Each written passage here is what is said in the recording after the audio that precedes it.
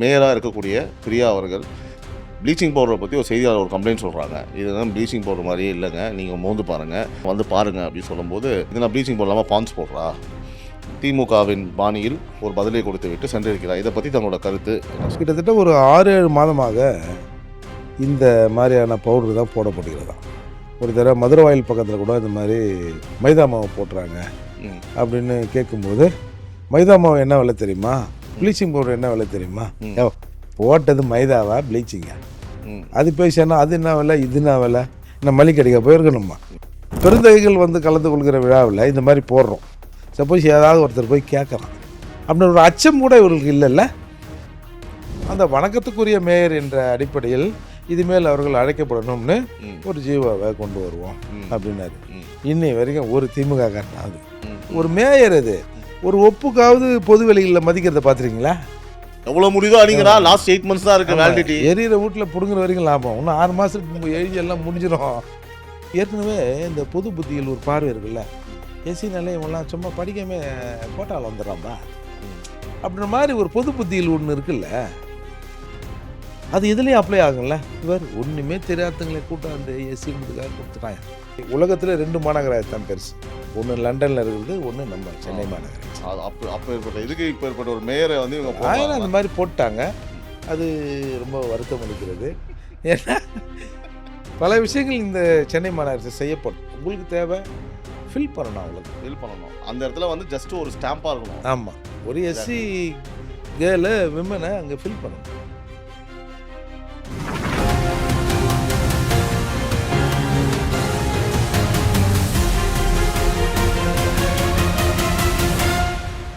This video is sponsored by Classic Colors, Style and Comfort, Casual Shirts with Classic Elegance. Epic Toyota, the new landmark of Anna Salai, Chennai Podcast Studio, unleashing powerful conversations with Black Magic cameras. Shubh Cards, the premium wedding invitations, Abhiramapuram, Chennai. Cresco Cars, leading dealers of Maruti Suzuki. வணக்கம் and welcome to times of republics times talk with Sibi Naveen. இன்னைக்கு நம்மளோட இணைந்திருக்கிறவர் வழக்கறிஞர், பறையர் பேரவின் தலைவர் அண்ணன் திரு airport மூர்த்தி அவர்கள். Sir வணக்கம் sir.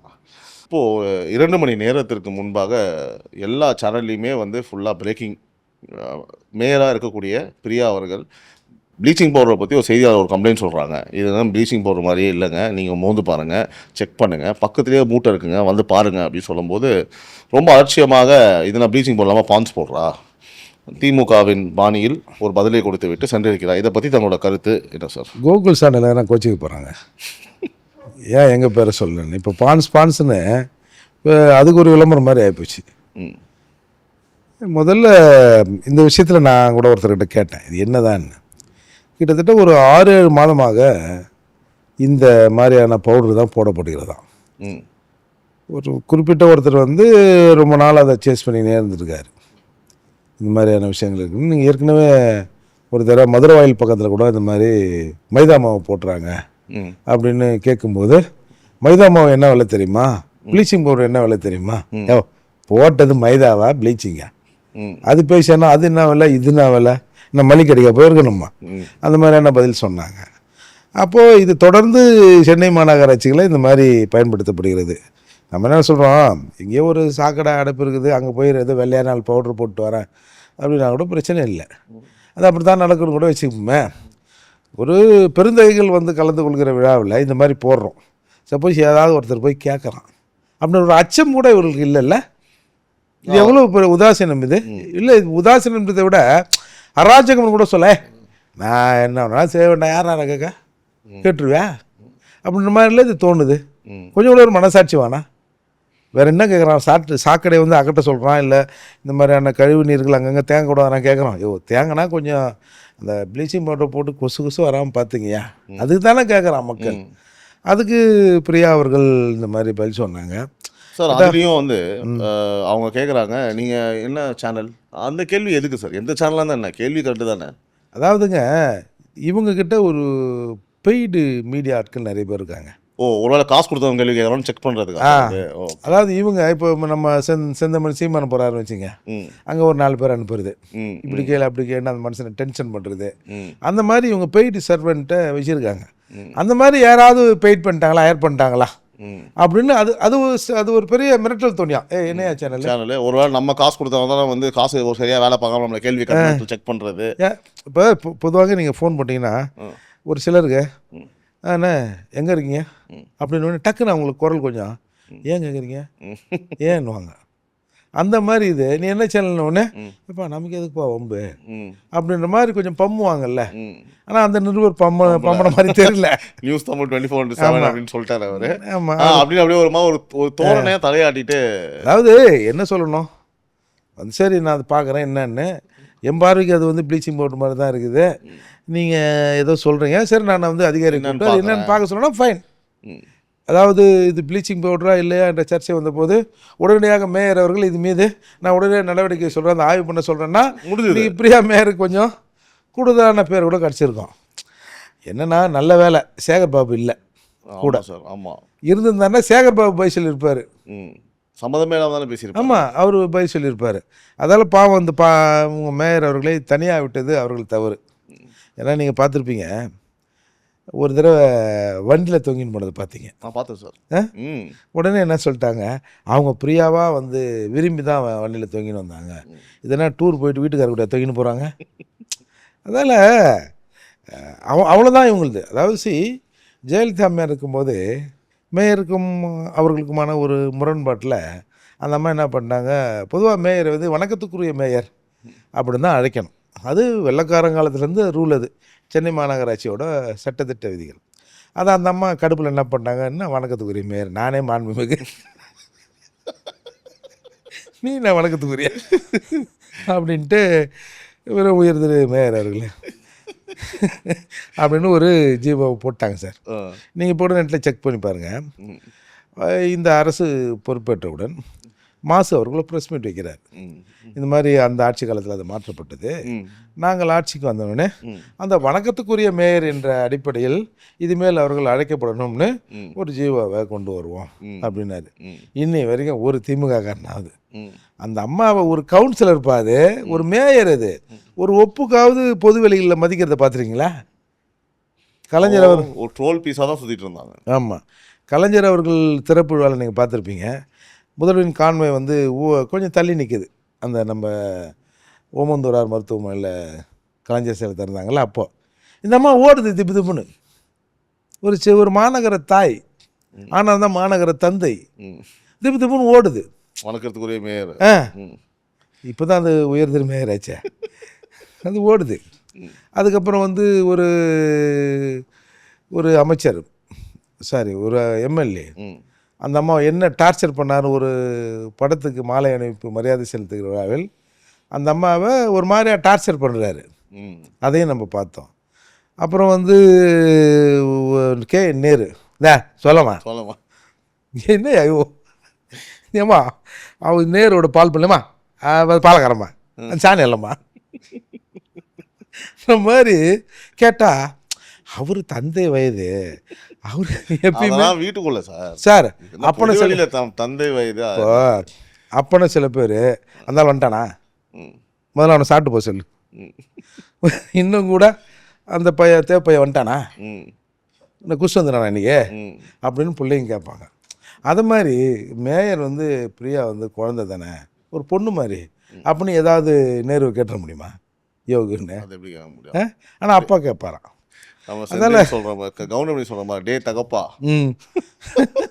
அதனால் இவங்களுக்கு மேயர் அவர்களை வந்து இவங்க ஒரு மேயராகவே பார்க்கல. அதற்குண்டான அடிப்படையான அந்த அனுபவம் அவருக்கு இல்லை. தகுதின்னு சொன்னால் அது நல்லா இருக்காது, எங்கள் புள்ள அது எஸ்சி புள்ள, அதற்கான அனுபவம் அதுக்கு இல்லை. இவங்களுக்கு வந்து சட்டப்படி இந்த தடவை வந்து ஒரு பெண் மேயர் ஆகணும், அவ்வளோதான் சார். இந்த மேயர் விஷயத்தில் ஒரு சம்பவத்தை நான் சொல்லி ஆகணும். நம்ம ஸ்டாலின் அவர்கள் மேயராக இருந்தால முதல் தடவை அந்த டேர்ன் வந்து ஒரு எஸ்சி ஆண். அப்போது அதை வந்து கருணாநிதி அவர்கள் ஒரு சட்டத்தை போட்டு அதை மாற்றுறாரு, இந்த மாதிரி ஜென்ரல் ஆக்குறாரு. அவரோட சன் இன்றைக்கு இருக்கிற முத்துவேல் கருணாநிதி ஸ்டாலின் அவர்கள் மேயர் ஆவரணும்னு மாற்றுறாரு. அப்போது கந்தசாமி சிங்னு ஒருத்தர் இருந்தார். அவர் நம்ம விருதாச்சலம் பக்கத்தில், அவர் ஒரு பறையர். இன்றைக்கு வந்து உள்ளாட்சிகளில் வந்து இடஒதுக்கீடு தராங்க இல்லையா, ரிசர்வேஷன், அது வருவதற்கு காரணமானவங்க 2 பேர். ஒன்று வைபாலசுந்தரம், இன்னொன்று கந்தசாமி சிங். ரொம்ப எளிமையாக இருப்பார், பறையர். அவர் வந்து நம்ம பஞ்சாபாக மாறுறாரு, சிங்காக மாறிடுறாரு. அப்போ அவர் என்ன பண்ணுறாரு, என்னப்பான்னு எல்லாரையும் போய் பார்க்குறாரு. அன்றைக்கு கலைஞர் ஆட்சி, யாரும் இதை வந்து செய்கிறதுக்கு பயப்படுறாங்க. அப்புறம் எனக்கு தெரியும் அவர், கண்ணு என்ன கண்ணு, இந்த மாதிரி எல்லாரையும் பார்த்தேன், ஒன்றும் நடக்கலை கண்ணு, எதனா பண்ணணும் கண்ணு அப்படின்னாரு. சரி பண்ணுவோம் அப்படின்னு சொல்லிட்டு கவர்னர்கிட்ட ஒரு அப்பாயின்மெண்ட் வாங்குவோம் அப்படின்னு சொல்லிட்டு என்னோடய தலைமையில் தான் ஒரு 10 அமைப்புகளை கூட்டி கவர்னர்கிட்ட அப்பாயின்மெண்ட் வாங்குகிறோம். அப்பாயின்மெண்ட் வாங்கி இந்த மாதிரி சட்ட விதிகள் அதெல்லாம் இணைச்சி கொடுக்குறாரு. கொடுத்தோடனே சரி நான் பண்ணுறேன் பார்க்குறேன் அப்படின்னு சொல்லார். கவர்னர்கிட்ட கொடுத்தோடனே நான் மறுநாள் நடந்துட போகுது, அதெல்லாம் ஒன்றும் வாய்ப்பு இல்லைல்ல. ஒரு 2-3 நாள் ஆகிப்போச்சு. அதுக்குள்ளேயே அந்த நாமினேஷன் பண்ணுற டேட் வந்துடுச்சு. அதுக்கப்புறம் ஒன்றும் பண்ண முடியாதுல்ல. சார் நல்லா ஞாபகம் இருக்குது, அவர் வந்து ஒரு பிரபல தமிழ்நாடு அரசு வழக்கறிஞர் வீட்டில் தங்கியிருக்கார். அன்றைக்கி நைட்டு நான் எங்கேயோ போயிட்டு நான் மந்தவெளியில் எடுத்தாந்து அவரை வண்டியிலேருந்து இறக்கி விட்றேன். இறக்கி விட்டுட்டு அவர் ரொம்ப ஒரு மாதிரியாக பேசுகிறார். சரி நம்மளால் முடிஞ்சலாம் நம்ம பண்ணிட்டோம், நீங்கள் போங்க பார்த்துக்கலாம், முடிஞ்ச பிறகாவது ஏதாவது பண்ணிக்கலாம் சட்ட ரீதியாக சொல்லிவிட்டு நான் வீட்டுக்கு வந்துட்டேன் சார். நான் பெசனர் வந்துட்டேன். அப்போ எனக்கு ஒரு மாதிரி இருந்தது. அப்போ பிரார்த்தனா தியேட்டர் இருந்தது. செகண்ட் ஷோ சினிமாவுக்கு போயிட்டோம் ஃபேமிலியோட. சரி போவோம் அப்படின்னு சொல்லி சினிமாவுக்கு போயிட்டோம். சினிமா பார்த்துன்னு இருக்க அவர் ஃபோன் பண்ணுறாரு. கண்ணே எனக்கு ரொம்ப இறுக்கமாக இருக்குது, என்னால் தாழவே முடியல, என்னால் தூக்க முடியல, என்னால் பாயில் படுக்க முடியல அப்படின்றார். நான் சொன்னேன், நம்மளால் முடிந்த அளவுக்கு சட்ட ரீதியாக என்ன நடவடிக்கை நம்ம சக்திக்கு உட்பட்டு என்ன எடுக்க முடியுமோ நம்ம எடுத்துட்டோம். இதுக்கு மேலே நம்ம என்ன பண்ணுறது, முடிஞ்ச பிறகு நம்ம திருப்பி பார்த்தோம்னா நீங்கள் தூங்குங்க, ஒன்றும் பிரச்சனை இல்லை, இதை பற்றிலாம் யோசிக்காதீங்க, இதெல்லாம் நம்ம கடந்து தான் போகணும், இந்த மாதிரி நடக்கத்தானே செய்யும், நடக்கலாம் ஒரு கருணாநிதி இல்லைல்ல அப்படின்னு நான் சொல்கிறேங்க. இல்லை கண்ணே என்னால் முடியல, கொஞ்சம் காலையில் கொஞ்சம் சீக்கிரமாக நம்ம ஏதாவது எங்கேனா போகணும் வரணும், இதுக்கு சம்மந்தமா. அவர் எப்பேற்பட்டவர்னா, ஒரு நாள் நாங்கள் அண்ணா இது நம்ம மவுண்ட் ரோடுங்க வந்துனேக்கிறோம். சிம்சன் வந்தோடனே தம்பி வண்டி கொஞ்சம் ஓரம் எடுத்து சொல்லலாம் அப்படின்னாரு. எதுக்குன்னு, இதோ இண்டு வரைக்கும் போயிட்டு வந்துடுவோம் அப்படின்னாரு. அப்புறம் இண்டுவில் நேராக போயினேங்கிறார், யாரும் அப்பாயின்மெண்ட்லாம் இல்லை. உடனே எங்கே மாறுறோம் ராம் அப்படின்னாரு. இல்லை அவர் போயிட்டார். போட்டாப்லையா நான் வரேன்னொடனே, சரி என் செய்தி தான் போட மாட்டீங்க, தம்பி செய்தியாவது இதுக்கு மேலே உங்கள் பத்திரிகையில் போடுங்க அப்படின்னு சொல்கிறார். அந்த மாதிரி எதாச்சும் கேஷுவலாக எல்லார்ட்டையும் பண்ணுவார், இயல்பா. ஆமாம், அந்த அளவுக்கு வேல்யூபிள் ஆனவர் அவர், அதுதான் அதில் முக்கியம். அப்புறம் காலையில் ஒரு 3 மணிக்கு ஃபோன் வருது. என்னன்னா சிங்கு வந்து இறந்துட்டார், காளியப்பா ஹாஸ்பிட்டலில் வச்சுருக்கோம். உங்கள்கிட்ட பேசினா அன்றைக்கி நைட்டு, அதான் விடிகால ஒரு 11 மணிக்கு. இப்போ ரொம்ப இறுக்கமாக பேசுகிறாரு, என்னால் முடியலப்பா ரொம்ப இதாக இருக்குதுன்னாரு. 11, 12, 1, 2, 3 மணிக்கு ஃபோன் வருது, இந்த மாதிரி காளியப்பா ஹாஸ்பிட்டலில் இருக்காருங்க. அப்புறம் துடிச்சு பிடிச்சி போனோம்னா நீங்கள் நம்ப மாட்டீங்க, அன்றைக்கி இருந்த கவர்னர் என் லைனில் வர்றார். இந்த மாதிரி சிங்கி இறந்துட்டாராம, என்ன பிரச்சனை, இந்த மாதிரி இங்கே இறந்துட்டார், போட்டியார் வந்துட்டார் அப்படின்னு சொன்னோம். அப்போ அந்த மேயரில் என்னென்ன நடந்திருக்குன்னு பாருங்கள். அப்போது மேயர் வந்து கவர்னர் வந்து ஹைகோர்ட்டில் அந்த சிங்கோட படத்தை திறக்கிறார். அப்போது சிங்கி பேசுகிற அந்த நம்ம கவர்னர் பேசுகிறாரு. கந்தசாமி சிங் ஒரு தடவை வந்தார், அந்த ரெட் டர்பன் வந்து ரொம்ப அழுக்காக இருந்தது, எங்கள் மத நம்பிக்கையின்படி அந்த மாதிரி அது அழுக்காக இருக்கக்கூடாது, அது கொஞ்சம் தூய்மையாக இருக்கணும். நான் கேட்டேன், என்ன அந்த மாதிரி கட்டுனுங்கிறேன், இது எங்கள் மதத்துக்கு எதிரானது, இந்த மாதிரிலாம் சுத்தம் இல்லாமல் இருக்கக்கூடாது, அந்த தலைப்பு அழுக்காக இருக்குது அப்படின்னு சொல்லிட்டு நான் ஒரு 4-5 அந்த டர்பனை கொடுத்தேன். அந்த துணி டர்பனா துணி தானே, வேஷ்டி மாதிரி நீட்டாக இருக்குது, கொடுத்தேன். திருப்பி அடுத்த வாரம் வந்தார். வரும்போது திரும்பவும் அழுக்காக இருந்தது. இன்னும் போன வாரம் தான் 4-5 கொடுத்தேன், ஏன் அந்த மாதிரி பண்ணுற, ஏன் அழுக்காகுதுண்ணே. அடை எடுத்துன்னு போனால் எங்கள் ஜனங்க கட்டிக்கிறதுக்கு வேஸ்ட்டு இல்லைன்னாங்க, எனக்கு டர்பன் முக்கியமாக வேஸ்ட்டு முக்கியமாக, அவனோட மானத்தை காப்பாற்று வேஸ்ட்டு முக்கியமானா, சரி எங்கள் ஜனங்களுக்கு கொடுத்துட்டேன் அப்படின்னு சொன்னார். அப்போது அத்தகைய தூய்மையானவர்கள்லாம் இந்த மேயர் பதவியில் வந்து ஒரு சரியான நபர், சரியான இடஒதுக்கீட்டு, சரியான நியாயம் வந்து இருக்கணும்னு போராடிய மேயர் பதவிக்கு ஆளே இல்லாமல் ஏதோ ஒரு ஆளை போட்ட மாதிரி ஆகிப்போச்சு. எல்லா பதவிகளுக்குமே அப்படி ஒரு எக்ஸாம்பிள் இருக்காங்களா சார்? எந்த பதவி இப்போ நீங்கள் மேயர்னு குறிப்பிடுறீங்க, இப்போ சிஎம் எடுத்துக்கிட்டால் எம்ஜிஆர் போல், நம்ம காமராஜர் போல் ஒரு நம்ம சிஎம் அப்பா எல்லா பதவியும் அப்படி இருக்காங்க அரசியலில் உட்பட்டு வரும்போது. இல்லை, இப்போ உங்களுக்கு சிஎம் பதவினா வந்து எம்எல்ஏக்கள் தேர்ந்தெடுப்பதும் திமுகவின் தலைவரும் வருவதும் அது இயல்பு. எம்எல்ஏ கூட வச்சுக்கலாம், அவ்வளோ பெருசு வேண்டாம். எம்எல்ஏக்கள் சிறந்த எம்எல்ஏக்கள் இருக்காங்க. பட் ஆனால் நம்ம சிஸ்டம் அந்த மாதிரி இல்லை சார். நல்லவனுக்கு நீ ஓட்டு போடுவியா, காசு கொடுக்கணும் ஓட்டு போடுவியான்னா காசு கொடுக்கணும், அப்படி தான் இருக்குது இயல்பா.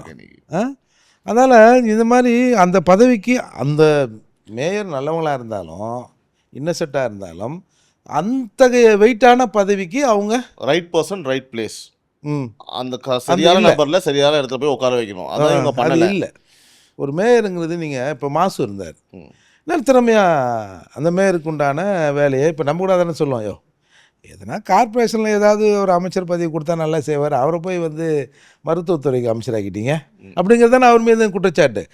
மாசு வந்து நல்லவர் இல்லைன்னா இல்லை, அவருக்கு உண்டானது என்ன துறையோ அதை கொடுத்தா அவர் சிறப்பாக செய்வார்.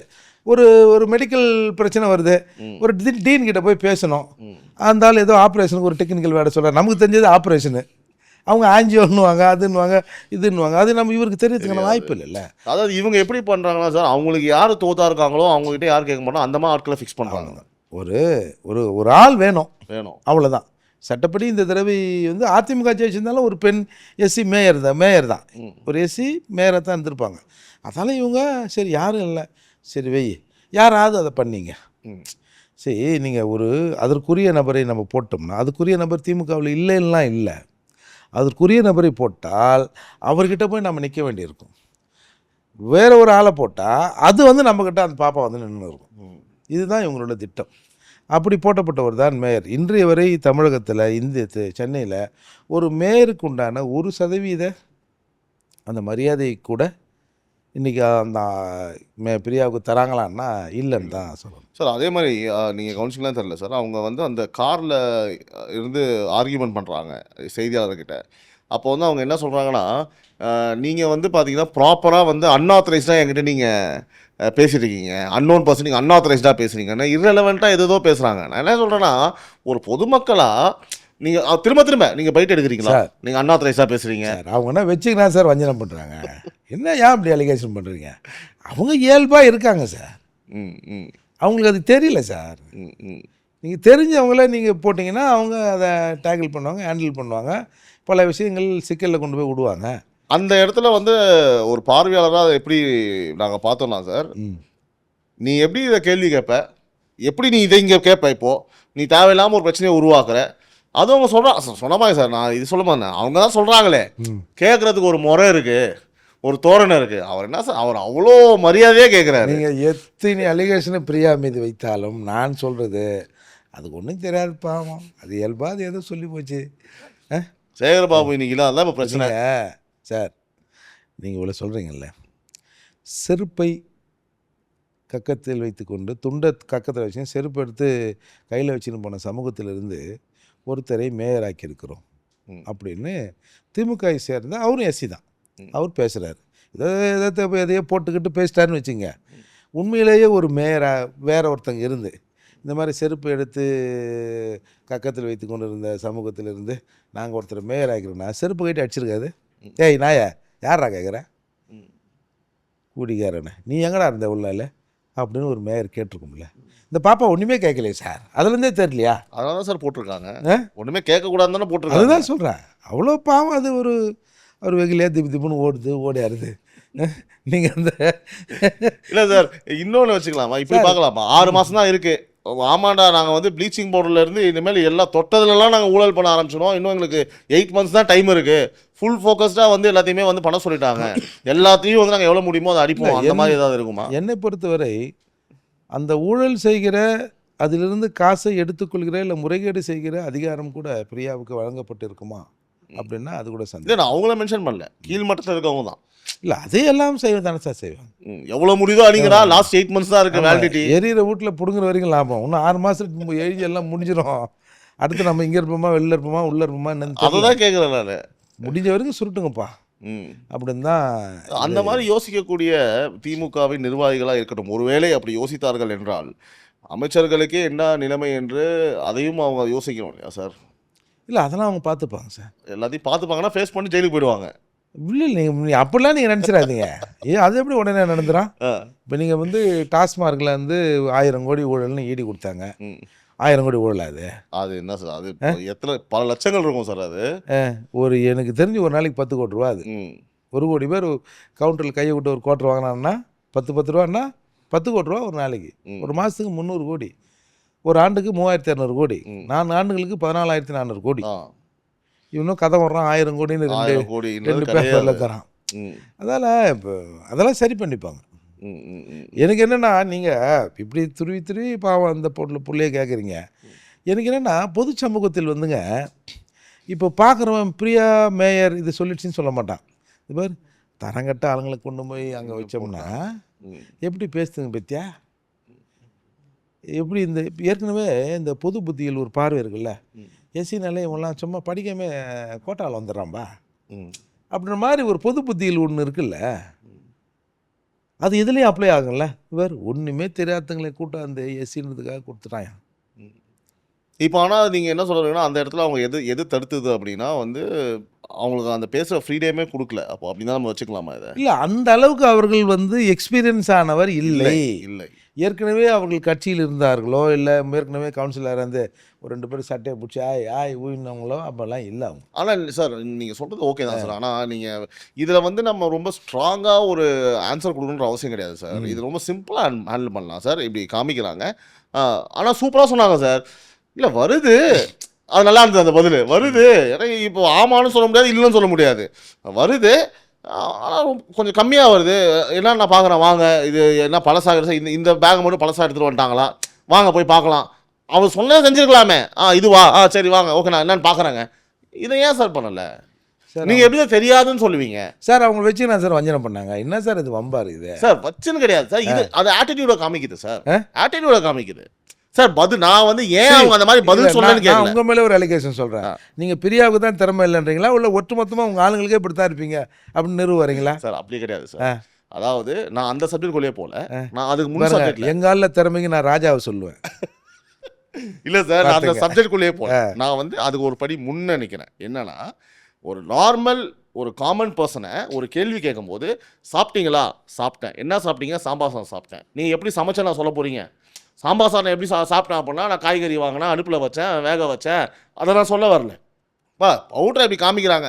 என்னங்க மேடம் இல்லையா? எங்கே மேடம் கொஞ்சம் இப்படி வாங்க, அவர் சொல்கிறதே செய்யலாம்ல, சரி வாங்க போகலாம். அந்த மேடம் கதவையும் சாத்திட்டு போகிறாங்க சார். ஆனால் ஏன் போகலன்னு தெரில. அதுக்கப்புறம் இப்போ இப்படி கேட்குற நீங்கள் விவரம் இல்லாமல் ஏதோ பிரியா சொல்லிட்டாங்க.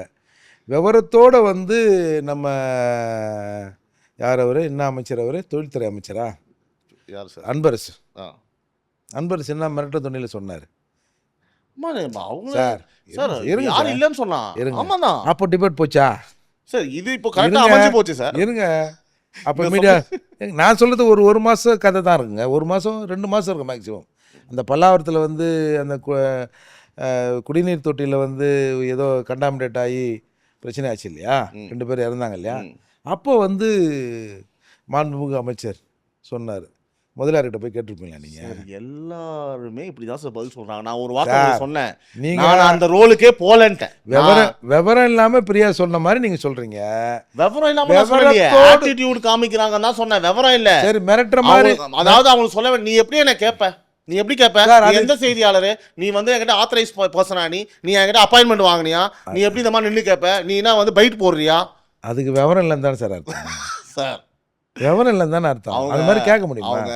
ஆனால் அந்த செய்தியாளர் ரொம்ப சூப்பராக ஹேண்டில் பண்ணார் சார். அருமையாக பதில் சொன்னார். நீங்கள் பாருங்க, நீங்கள் என்ன சொல்ல வரீங்க மேடம், நான் உங்ககிட்ட இதை முன் வைக்கிறேன் மேடம், இந்த மாதிரி இருக்குன்னு தான் நான் தகவல் சொல்கிறேன். ஓகேப்பா தகவல் சொல்கிறேன், நான் என்னன்னு பார்க்க சார். என்ன சார் அரசியல்வாதிக்கு உட்பட்ட பதிலே என்ன சார்? அதாவது தூக்கத்தில் எழுப்பி நீங்கள் வந்து அவன் பொண்டாடி ஏதாவது கேட்டால் கூட, இல்லை வந்து புருஷன் பொண்டாடி கேட்டால், இல்லை பொண்டாடி புருஷன் கேட்டால் கூட, ஏங்க மல்லிகை சாமான் காலி ஆச்சுங்க, நான் என்னன்னு பார்க்குறேம்மா சார். ஒரு ஃபைனல் அரசியல்வாதிக்கே உட்பட்ட ஒரு வார்த்தை அது. ஒரு ஃபைனலுக்கு வந்துடும் சார். வந்துடும். நீங்கள் பிரியா அவர்கள் வச்சிங்கன்னு வஞ்சனம் பண்ணுறாங்க இல்லையா, இல்லை இவரோ சொல்லட்டுமா, இல்லை இவரோ இல்லாத ஒரு ஆளை கொண்டு போய் மேயர் ஆக்கிட்டீங்க. அதாவது நீங்கள் சொன்ன பாயிண்ட்டு நான் அக்செப்ட் பண்ணிக்கிறேன். ரைட் பர்சன் ரைட் பிளேஸில் வைக்கல, அது அக்செப்டட். 2வது விவரம் இல்லாமல் பேசல, ஆட்டிடியூட். ஒரு காமன் பிளேஸில் நீ எப்படி என்னை இந்த கேள்வியே கேட்ப? நீ எப்படி கேட்ப? ஏன் சார் விவரம் இல்லாதவன் பேசுறவங்க வந்து இதையும் கேட்கக்கூடாது சார். நீ என்ன சேனல், என்ன இது, நீங்க பைட் எடுக்கிறியா இல்ல நார்மலா கேள்வி கேட்கறியா? ஏமா கேள்வி கேட்டா பதில சொல்லிட்டு போமா, அவர் என்னமா கேட்கிறாரு? இதற்கு முன்னாடி இதே மேயர் அவர்கள், நாம சொல்லுவோம் வணக்கத்திற்குரிய மேயர் அவர்கள்னு, நீங்க தான் சொல்லல, நம்ம சொல்லுவோம் வணக்கத்திற்குரிய மேயர் அவர்கள் ப்ரெஸ்ஸை சந்திச்சு எந்த ஒரு ப்ரெஸ் மீட் ஆகுது ஸ்மூத்தாக போச்சுன்னு சொல்லுவோம். அப்புறம் அவங்களோட தன்மையே அதான் சார். சார் ஒரு 5ஆம் கிளாஸுக்கு வகுப்பு எடுக்கிற டீச்சரை கொண்டாந்து ஒரு 12ஆம் கிளாஸில் போட்டு ஒரு மேத்தமெட்டிக்ஸ் எடுனா என்ன சார் பண்ணுவாங்க? புரியுது. அது வந்து டீச்சரோட குறையா போட்டவங்களோட குறையா? போட்டவங்களோட கூட தான் அது. திமுகவில் எத்தனை பேர் உண்மைதான். திமுகவில் எத்தனையோ கரகண்டவங்க இருப்பாங்க. ஏதா போடு ஒரு பெண்ணை போட ஆம்பளைக்கு நீங்க சொன்னமா உங்க சைடு அழகா சொல்லுவீங்க. பித்திக்குழி மாதிரி ஒரு 4 அந்த மாதிரி பண்றாங்கன்னு எனக்கு புரியுது சார். ஆமான் பேசலாம் கண்ணாமண்ணான் பேசலாம், அப்போ யாருமே பேசல. ஆனா சார் நீங்க சொல்லுங்க, நாங்க இதை வந்து எப்படி பார்க்குறோன்னா, அதிகாரம் கையில இருக்கு, அந்த ஆட்டிடியூடு ஓகேங்களா. ஆனால் அவங்க அந்த செய்தியாக சொல்கிறாரு, மேடம் இல்லை மேடம் பான்சா அந்த பதில் சரியில்லை மேடம். டக்குன்னு திரும்பி என்ன பண்ணுறாங்க அப்படின்னா, இல்லை நான் வந்து பார்த்தீங்கன்னா அப்படி சொல்லலை, அது மட்டும் தெரியுது சார். இதெல்லாம் நீங்கள் பேசுகிறவங்க, நீங்கள் மேயரை தொங்க விடும் போது இதெல்லாம் நீங்கள் பேசிருக்கீங்க சார். சார் அப்போ பேசணும் சார். உங்களுக்குலாம் அடிக்கிறதுக்கு நாங்கள் தான் கிடைக்கிறோம் சொல்லுங்க சார். இல்ல பிரியா வந்து திரும்பவும் சொல்றேன் சார், அந்த சப்ஜெக்ட்குள்ள நான் போகவே இல்லை. யாராக இருந்தாலும் நீங்க உதாரணத்துக்கு ஒரு அமைச்சரை சொன்னீங்க, நான் அதுக்கு தெளிவுபடுத்துறேன், திரும்ப நான் தெளிவாக வச்சுறேன் ஸ்டேட்மெண்ட்டை. நான் வந்து அந்த சப்ஜெக்ட்குள்ளேயே வரல. யாராக இருந்தாலும் அந்த இடத்தில் அப்படி பேசியிருந்தால் விவரம் தெரியல நான் ஏற்றுக்க மாட்டாங்க, மக்களும் ஏற்றுக்க மாட்டாங்க. அது அதிகாரம். Mayor எடுத்துடலாமா sir? சார் அதிகாரம் இருந்தால் முதல் நீங்கள் அதை பண்ண மாட்டீங்கன்னா நான் பண்ண மாட்டேனா? இந்நேரம் கையெழுத்து போட்டு தான் உட்காந்து பேசுவோம். மாற்று இல்லைனா பனிஷ் பண்ணல, மாற்ற ஒன்றா கோரிக்கை சார். அதை வைங்க சார் அட்லீஸ்ட். இல்லை வேற ஒரு ஆளை சொல்லுங்க சார். சார் அது இது என்ன கதையாக இருக்கு? இப்போது சாப்பாடு வந்து ஒரு ஹோட்டலில் போய் நம்ம சாப்பிட்றோன்னா என்ன சொல்லுவோம் சார், சாப்பாடு கெட்டு போச்சுன்னா நீங்கள் தான் சாப்பாடு கொடுக்கணும். நான் செஞ்ச நீங்கள் போய் அரிசி தரேன் நீ போய் செய்ய நான் சொல்லுவீங்க சார். ஓவரால் பிரியா விஷயம் இப்போ இல்லை சார். இவ்வளோ பெரிய சென்னை மாநகராட்சி, உலகத்தில் 2 மாநகராட்சி தான் பெருசு. ஒன்று லண்டனில் இருக்கிறது, ஒன்று நம்ம சென்னை மாநகராட்சி. அப்போ ஏற்பட்ட இதுக்கு இப்போ ஏற்பட்ட ஒரு மேயரை வந்து இவங்க அந்த மாதிரி போட்டாங்க. அது ரொம்ப வருத்தம் அளிக்கிறது. ஏன்னா பல விஷயங்கள் இந்த சென்னை மாநகராட்சி செய்யப்படணும்ல. அது அந்த துறை சார்ந்து இல்லை கொஞ்சம் அரசியல் அனுபவம் உள்ள இல்லை சார். இவங்களாம் ஏமாத்திடணும் சார். சார் அவங்களோட இப்போ நான் ஒரு எக்ஸாம்பிள் சொல்கிறேன் உங்களுக்கு. அவங்க வந்து பார்த்தீங்கன்னா எவ்வளோ வெகுலின்னு இப்போ சொல்கிறேன், வெகுலியாக நான் பார்த்தேன் அந்த ஒரு இடத்துல கிரிக்கெட் மேட்ச் சொன்னாங்க பார்த்தீங்களா? அதுதான் சார். அது வெகுலி சார் எப்படின்னா பார்த்தீங்களா? அதை நான் சொல்லக்கூடாதுன்னு தான் சார் மறைச்சேன். இல்லை பால் வந்து பார்த்தீங்கன்னா ஸ்டெம்ப்லேருந்து 1/2 கிலோமீட்டர் தள்ளி அந்த பக்கம் போகுது சார். ஓகேங்களா? இவங்க அதை வந்து கிண்டல் பண்ணி அவங்க கரெக்டாக அடிக்க மாட்டாங்க சார். நான் உங்களுக்கு தான் சார் ஒரு விஷயத்த சொல்கிறேன். இப்போ நீங்கள் சொன்னீங்கல்ல, ஏங்க அவங்களுக்கு தெரியாதுங்க அந்த விஷயம். எங்களுக்கு அதை ஒரு அசிங்கமான விஷயங்க. அதால் தாங்க நான் மறைச்சி அதை கடந்து போகிறேன். இந்த மாதிரி எத்தனை போயிட்டு அந்த பக்கம் ஓரமாக போட்டு நான் ஒழுங்காக தான் போடுறேன். அவங்க அடி ஏமா என்னம்மா இங்கேயுமா இந்த மாதிரி பண்ணுவீங்க? கரெக்டாக சொல்ல போனால் அந்த cricket match Charlie சாப்பின் comedy show மாதிரி இருந்தது. அது அதெல்லாம் எங்களை இந்த மாதிரி நீங்கள் அசிங்கப்படுத்துறீங்க. பண்ணுங்க எங்களுக்கு அந்த மாதிரி எண்ணம் எதுவுமே கிடையாது. இல்லை உங்களுக்குன்னு இல்லை, அதாவது எங்களுக்கு சொல்கிறேன் யாருமே சார். ஓவரால் இவ்வளோ பெரிய மாநகராட்சியை நிர்வகிக்கிறதுக்கு உண்மையிலே இந்த மாநகராட்சியின் மீது உங்களுக்கு அக்கறை இருந்திருந்தால் நீங்கள் அதுக்குரிய நபரை போட்டிருப்பீங்க சார். உங்களுக்கு தேவை ஃபில் பண்ணணும், அவ்வளோதான். ஃபில் பண்ணணும். அந்த இடத்துல வந்து ஜஸ்ட் ஒரு ஸ்டாம்பாக இருக்கணும். ஆமாம், ஒரு எஸ்சி கேர்ளு விமனை அங்கே ஃபில் பண்ணணும், அவ்வளோதான். Okay sir. ஸோ இப்போது இது அதெல்லாம் ரொம்ப அலிகேஷன் வைக்காதீங்க. அலிகேஷன் நடந்ததுல பாவம். அதில் வந்து ஏதோ ஐஸ் கீஸ் வாங்கி கொடுத்தோம்னா சாப்பிட்டு இருக்கிற புள்ள. இது அடுத்து இப்போ இது எங்கே சார் இப்போ முடியும்? இப்போ கேட்டாங்க, இப்போ ஃபோன் பண்ணி பேசுவாங்களா யாராவது இந்த செய்தியாளர்கிட்ட? இல்லைன்னா அந்த சேனலுக்கு போனால் சேகர் பாபு ஏதாவது சேனலுக்கு எதனா ஃபோன் பண்ணி என்ன அவங்க பையன் இப்படி பேசிட்டாங்க இஷ்டம் அப்படின்னு சொல்லணும். இல்லைன்னா ஒன்றும் பெருசாக அவ்வளோதான். சரி ஏப்பா ஆமாம் அது லட்சம் தான் நமக்கு தெரியுமா, விடு, ஏன் அது யார் வாய் திறக்க சொன்னா, ஏன் வாய் திறந்தேன் அப்படின்னு கூட மேயர் கூட சொல்லலாம். கண்டிப்பாக சொல்லலாம். இப்போ இது எப்படியோ பார்த்தீங்கன்னா அடுத்த ஒரு 3-4 நாளைக்கு எப்படியும் ட்ரோல் மெட்டீரியலாக கட் பண்ணி அழகாக என்ன பண்ணுறது, நாங்கள் தான் வைக்க தலை குனியணும். அதுக்கு நான் கலைக்கிறேன்னுவா. Right sir. இவ்வளோ நேரம் உங்களோட நேரத்தில் வந்து இந்த விஷயத்துக்காக பிறந்ததுக்கு நன்றி சார். Thank you sir.